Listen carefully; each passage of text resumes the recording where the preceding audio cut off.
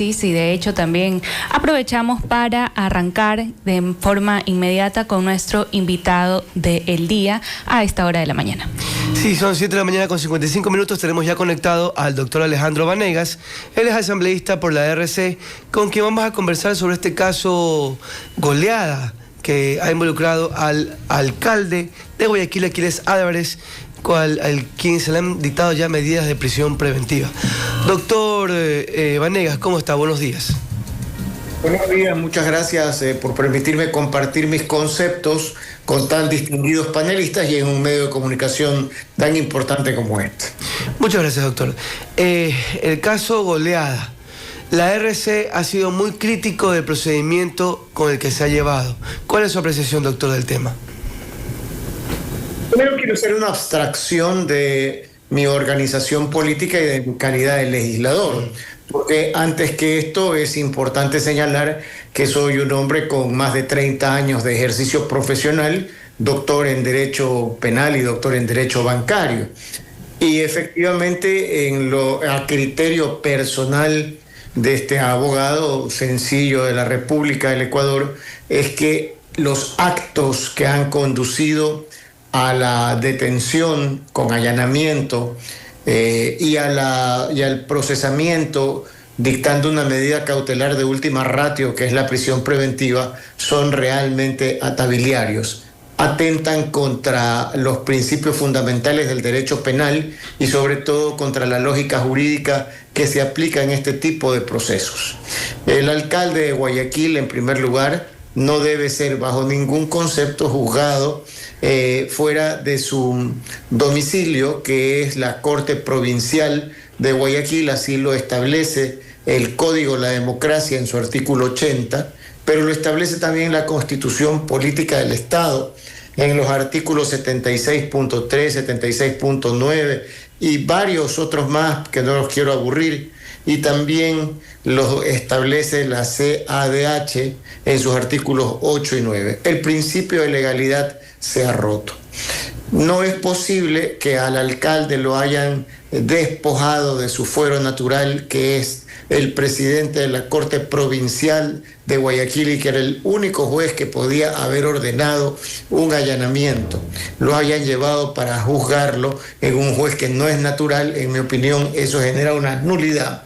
Y que este juez, sin la adecuada motivación y sin cumplir con los principios elementales de las medidas cautelares, haya elegido la prisión preventiva, cuando el alcalde de Guayaquil ha demostrado claramente su arraigo. Es el alcalde de Guayaquil, vive en la ciudad de Guayaquil, está en una actividad permanente, ha cumplido con las medidas sustitutivas en otros dos procesos penales que además están vinculados directamente con este tercero, que no tiene ni sentido ni sustento lógico, y la teoría del caso es realmente absurda. Doctor, o sea, usted nos dice que realmente el procedimiento ha sido inadecuado porque quien debió haber juzgado y haber solicitado el tema de los allanamientos y la prisión preventiva, o sea, es decir, llevado todo el proceso como tal, debería haber sido aquí en la Corte Provincial. Señor, el alcalde de Guayaquil y todos los alcaldes del Ecuador, de acuerdo al Código de la Democracia, a la Constitución, a la Ley Orgánica de la Función Judicial y al CADH, tiene su domicilio, para su competencia, el presidente de la Corte Provincial del Guayas. Bajo ningún concepto debió trasladarse este proceso a otro juez, a un juez anticorrupción en la ciudad de Quito. Eso es absolutamente ilegal. No, este manejo tiene que terminar porque está destruyendo la seguridad jurídica y está partiendo el principio de legalidad.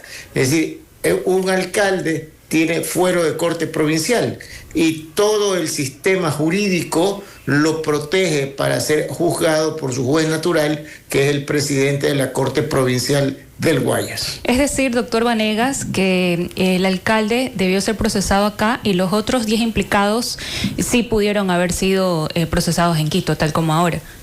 No, porque cuando un procesado tiene este fuero especial, los otros 10 procesados tienen que seguir el fuero del procesado que tiene esta condición especial, que es la Corte Provincial del Guayas. Es decir, lo que nosotros estamos viendo es un acto apresurado, en mi opinión, que tiene una nulidad absoluta, ni siquiera relativa.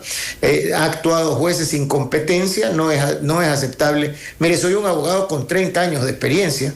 He estado al frente de los juicios más importantes del Ecuador de los últimos 28 años. He sido abogado de 3 expresidentes de la República, de 2 ex dueños de bancos privados del Ecuador, el Banco de la Previsora, el Banco del Pacífico, del presidente de la Federación Ecuatoriana de Fútbol, y he representado al Ecuador tanto en la Corte Nacional, en la ex Corte Suprema de Justicia, en los años 97, 98, 99, en los procesos judiciales más relevantes del Ecuador. He representado al Ecuador a nivel internacional, en cortes internacionales, en Washington, en la CIDH, en París, en temas relativos a acuerdos y a arbitrajes internacionales, en Lausanne, en los temas de la FIFA. Nunca he visto un atropello tan grande en el Ecuador. Nunca he visto que el Estado ecuatoriano, que tiene 5 poderes y que deben ser independientes y que tienen que manejarse con absoluta transparencia, estén controlados por el Ejecutivo. Eso a mis 57 años, voy a cumplir 58 años de edad en unas semanas, no lo he visto jamás. Es decir, el Ecuador no puede tener este manejo estatal de correlación entre los poderes del Estado, que están llamados a tener un control autónomo y a fiscalizar a los otros poderes del Estado. El Ejecutivo controla el Legislativo, las Cortes, el Consejo de la Judicatura. Me refiero a una cosa tremenda, el Consejo de Participación Ciudadana. Es algo tremendo, el Consejo Nacional Electoral, todo el Estado, todos los organismos de control, todos, hay funcionarios en funciones prorrogadas. ¿Cómo puede ser que el Consejo Nacional Electoral tenga en funciones prorrogadas 9 años a las mismas personas? ¿Cómo puede estar de presidente encargado del Consejo de la Judicatura el señor Larco, mientras se discute en la Asamblea Nacional un juicio político contra el señor Godoy, manchado por el narcotráfico? ¿Cómo puede ser que se haya actuado a través del Ministerio de Trabajo, el Consejo de la Judicatura, para impedir, y el SRI para impedir la posesión de la vocal alterna del señor Mario Godoy? ¿Cómo puede ser que haya un allanamiento en la casa del alcalde de Guayaquil, cuando era muy fácil invitarlo a comparecer con la misma medida cautelar de 24 horas para que comparezca a la formulación de cargos en Quito, en su oficina? ¿Por qué? ¿Qué necesidad tenían de mandar 40 uniformados enmascarados con carros llenos de armas, apuntar en la cabeza del alcalde, la cónyuge de niños menores de edad de 5, 3 y 2 años? ¿Qué estamos viviendo en el Ecuador? ¿Cómo puede haber ese mensaje de terror contra un opositor político del régimen? ¿Y cómo se puede violentar su domicilio? Y me refiero al domicilio jurídico que está establecido en la Constitución, en el Código Orgánico de la Función Legislativa, en la CADH y en el Código de la Democracia. Esa violencia no puede ocurrir en un Estado de Derecho. Sin embargo, doctor Vanegas, ya conocemos los resultados de esta audiencia, que determinaron por ahora la prisión preventiva para el alcalde y 4 personas más. ¿Qué se puede hacer en este caso en materia jurídica luego de esta decisión? El alcalde de Guayaquil tiene su abogado. Él ha presentado un recurso de apelación de la prisión preventiva. Esperemos que los superiores encuentren la falta de motivación del auto en el que se ha dictado la medida cautelar. Personalmente, el doctor Alejandro Vanegas Cortázar hubiera interpuesto un recurso de habeas corpus contra este atropello, pero naturalmente soy respetuoso de otros criterios de práctica procesal penal de otros abogados, pero en mi experiencia hubiera preferido el habeas corpus para impedir que se siga consumando este atropello contra el alcalde de Guayaquil. Hace pocos minutos tuvimos aquí también al abogado Jorge Sosa, quien entiendo habrían puesto una medida cautelar ante la CIDH.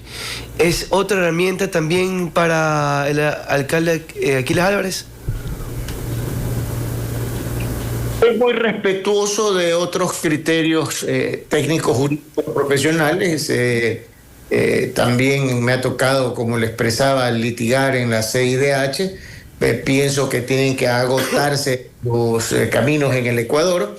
La medida cautelar es un mecanismo previsto por la CIDH para anunciar un hecho que está atentando contra los derechos humanos de un imputado, y es válido, pero le insisto en el criterio profesional del doctor Alejandro Vanegas Cortázar y en mi experiencia de 30 años, más allá de interponer el recurso de apelación del auto de la prisión preventiva, interpondría un recurso de habeas corpus para terminar con esta tragicomedia que está viviendo el Ecuador y particularmente la ciudad de Guayaquil. 8:07, amigos. Estas son las apreciaciones del doctor Alejandro Vanegas, quien, además de ser asambleísta, también es abogado con larga trayectoria, analizando justamente el caso Goleada y las implicaciones jurídicas en cuanto a la detención del alcalde de Guayaquil, Aquiles Álvarez. Le queremos agradecer, doctor Vanegas, por habernos acompañado esta mañana en Voces y Opiniones. Muchas gracias. Al despedirme, quiero pedirle al Ecuador que censure este hecho de presentar una denuncia anónima, unos chats sin sentido, que estos chats se pericien a través de un informe de la Policía Judicial y que esa pobrísima elementos sirvan para que un juez ordene el allanamiento de la casa de un alcalde, cuando lo único que tenían era la detención con fines de que comparezca a la audiencia de formulación de cargos. Muchas gracias por su gentileza. Dios bendiga al Ecuador y no bajemos los brazos, porque tenemos que vivir momentos muy difíciles hacia el futuro. Muchas gracias. Muchas gracias, doctor Vanegas. Gracias, doctor Vanegas. 8:08, amigos. Y este caso, bueno, el día de ayer dio mucho de qué hablar, porque finalmente se concretó lo que ya se había estimado que iba a ocurrir a partir de la detención, que en este caso, bueno, también es la prisión preventiva, ¿no? Lo que sabemos acerca de la audiencia de formulación de cargos contra Álvarez y 10 personas más es que la Fiscalía señaló que el caso Goleada se enmarca en una actividad comercial relacionada con la venta de combustibles. La Fiscalía indicó que los hermanos Álvarez, vinculados a un mismo esquema societario, supuestamente estructuraron un modelo empresarial destinado a generar